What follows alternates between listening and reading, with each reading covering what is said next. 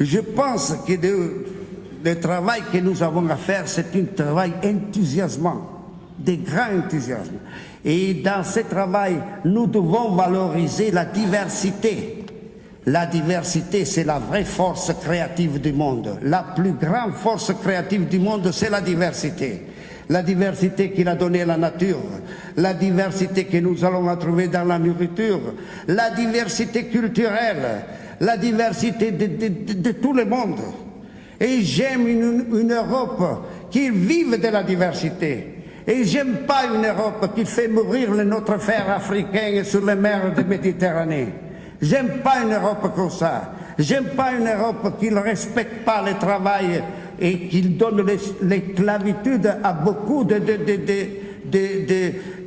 d'ouvriers qui viennent de pays pauvres pour travailler ici. L'Europe, il doit se rappeler que beaucoup des Européens ils sont allés à travailler à l'extérieur. Les Italiens, ils sont allés dans tout le monde à travailler dans l'extérieur. Il doit respecter les nouveaux qui arrivent dans l'Europe. Il ne doit pas faire des barrières. Et la diversité qui est la force créative. Pensez, notre identité, il est forte et il s'est renforcé pour la diversité, pour l'échange. Quand je vais pour le monde, tous les journalistes, toujours la même demande. Monsieur Petrini, quel est le plat de votre identité? Oh, santo cielo, toujours ça. À la fin, je vous dois répondre. Comme italien, je dis, le plat de l'identité des Italiens est la pasta al pomodoro. Ni la pâte, ni la tomate sont italiennes. Ni la pâte, ni la tomate sont italiennes. Je viens d'une région qui s'appelle Piémont. Le plat identitaire du Piémont, c'est avec les acciughe, les anchois et l'huile d'olive. Et nous n'avons pas l'anchois et l'olive. C'est l'échange qu'il a donné. Et aussi le stoccafisso qui vient dans le nord de l'Europe. Là, la morue qui arrive dans le nord de l'Europe. Notre identité, c'est fille de l'échange. Et nous devons respecter l'échange. Et nous devons respecter la diversité. Alors, chers amis, travaillez bien ces 2 jours. Et recordez une chose, que vous êtes dans une grande belle ville qui a une sainte très particulière que j'aime beaucoup, Saint-Martin de Tours. Saint-Martin de Tours. J'espère que vous connaissez bien Saint-Martin de Tours. Et si vous connaissez bien, vous allez étudier, hein? Parce que Saint-Martin de Tours, quand il a vu le pauvre, il est démonté du cheval, il a pris le manteau, il a coupé le manteau pour donner à les pauvres. Fantastico! Fantastico! Il a coupé le manteau pour donner à les pauvres. Mais attention, attention. Cette geste, c'est symbolique. C'est symbolique. Pourquoi je dis que c'est symbolique? La fête de Saint-Martin, c'est l'11 de novembre. 11 de novembre. Et l'11 de novembre, il va couper l'année productive agricole. Dans le Moyen Âge, ce moment particulier, les pauvres ils peuvent entrer dans la terre et prendre ce qui reste. Le raisin qui est resté sur la plante, les castagnes, on peut prendre tout. Signifie que la terre, notre mère, il n'est pas privatisé. Nous, qui travaillons la terre, il est propriétaire du produit, pas de la terre. Pas de la terre.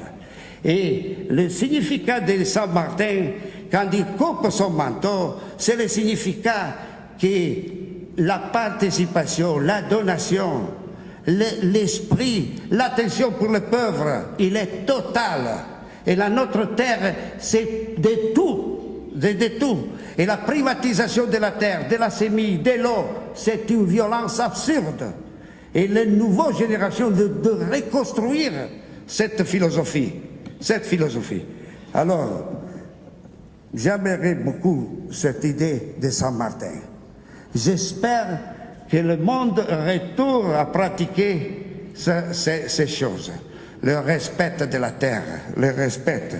Et si vous êtes terre madre, si vous voulez faire fort le réseau mondial, regardez, le réseau de terre madre aujourd'hui, il comprend 153 pays. Ici, il y a une très forte délégation européenne. Mais vous devez savoir que dans l'Afrique, dans l'Amérique latine, dans toute l'Asie, en 153 pays, il y a des jeunes comme vous qui posent les mêmes problèmes, qui ont au cœur les mêmes choses. Et alors, quels sont les vrais esprits de Terra Madre? Regardez, Terra Madre, il n'est pas un parti politique. Terra Madre, il n'est pas une institution hiérarchisée. Non, non. Terra Madre, il a deux choses importantes. Deux choses importantes. La première chose, l'intelligence affective. Ah, que bello! Nous sommes pleins d'intelligence rationnelle. Dire non, nous sommes par l'intelligence de cœur. Nous sommes pour renforcer la fraternité. La fraternité, c'est la troisième valeur de la Révolution française. Mais c'est la sœur pauvre. Il a travaillé beaucoup pour l'égalité. Il a fait des choses incroyables pour la liberté. Mais pour la fraternité, mais la fraternité, c'est la plus importante. Parce que la fraternité, il comprend la différence. La fraternité ne regarde pas la couleur de la peau. La fraternité ne comprend pas la division pour les régions. La fraternité, c'est la disposition au travers de l'eau. C'est la terre et notre mère, nous sommes frères. Et c'est ça signifie l'intelligence affective. Terra Madre, il a son réseau dans l'intelligence affective. Et qu'est-ce qu'il a au dehors de la terre, Terra Madre? Terra Madre, il a l'austère anarchie. L'austère anarchie. Chacun dans ce pays fait qu'il veut. Chacun dans son village, dans sa communauté, il exprime comme il veut. Terra Madre, il ne doit pas être une organisation centralisée. Avanti.